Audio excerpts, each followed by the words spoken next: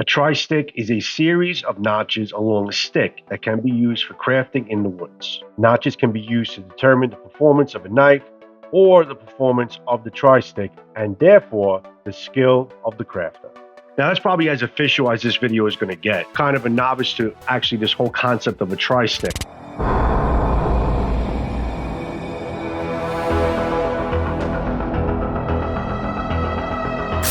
So basically, this is a VR, this is a follow-up. Everyone is making a tri-stick in the knife community right now. It was started from Scab at Choir Boys Outdoors. Links to everyone I'm mentioning in this video is going to be in the description of this video. So he put out a challenge to have the knife community hone up their skills or show their skills or practice their skills and create a tri-stick. Now, me being a sword guy and liking swords, I love knives, but I don't have the skill set to basically go in and, make up these notches the way a professional or someone who has had a knife in their hand from a young age has been able to do. I'm kind of like Adam Sandler. You ever see Happy Gilmore, proof of a golf movie, where he's a hockey player and he's got a great golf swing that he could just send the ball out 400 yards with no problem, but his short game absolutely stinks.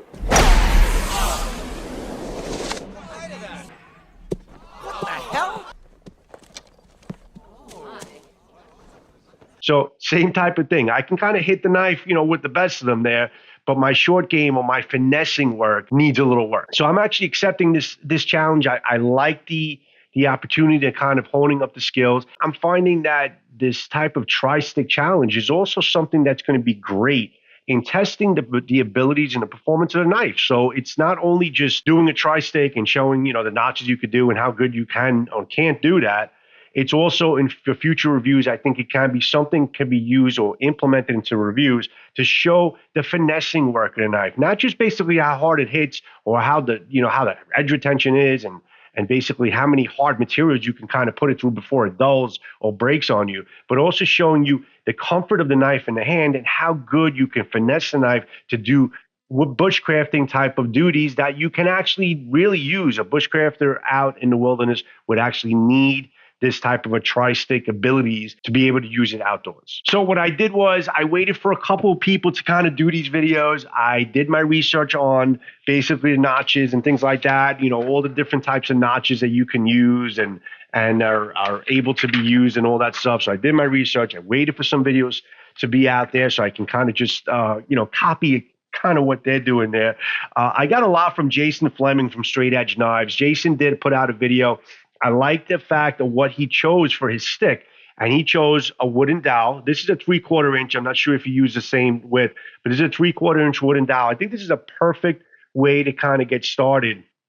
It's a clean piece of wood. I don't have to deal with the branches or any unevenness and stuff like that. And being a novice, I think I need to cheat a little bit more than others. I could have went with pretty much any knife. I've been blessed with many different beautiful, wonderful knives for bushcrafting. This is a Mount Laguna Wingman 115 from Work Tough Gear. Why do I like this? Just the blade itself. And I think I could do a lot with this particular blade.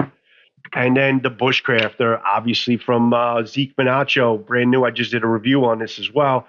And this is going to be a very comfortable handle and just a great blade to cutting. This was also, I kind of brought this back to a good sharpness level, so I'm really pretty comfortable kind of using this. I'm also going to be going with from Takumi Talk. I'm going to go with the Solution because I wanted the serrated edges because I wanted to kind of cheat a little bit and also use the saw a little bit to maybe start off a couple of the notches and then use the other knives to kind of fine tune everything. And then I think I'm going to be going with the Leatherneck Tanto from Cold Steel. I like this Tanto tip. And I like the fact that maybe I'll be able to kind of this particular point, this well-defined point, to make some holes with it. I may use all of these knives. I may use only one of these knives. I don't know, but I'm going to kind of just see what feels good in my hand, what feels good as I'm doing certain notches, and I'll kind of play around with all of these knives and see what is going to help me get the job done. So first thing I'm doing here, I'm going to be doing a blunt end, and actually this finishes the end to reduce the edges and gives it a clean look.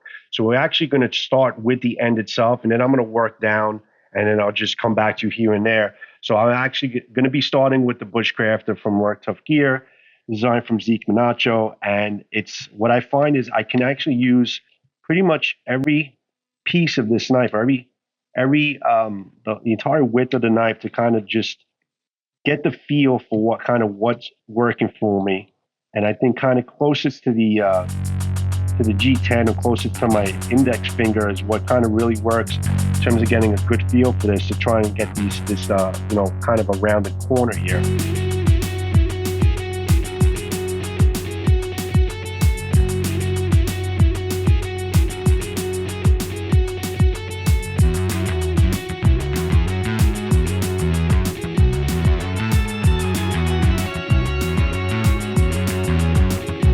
This is no joke. This is definitely a lot of work, and I really do have a lot of respect for the people who really spend a lot of time making these things and are proficient at it, and they're looking a lot neater and cleaner than whatever I'm showing you here.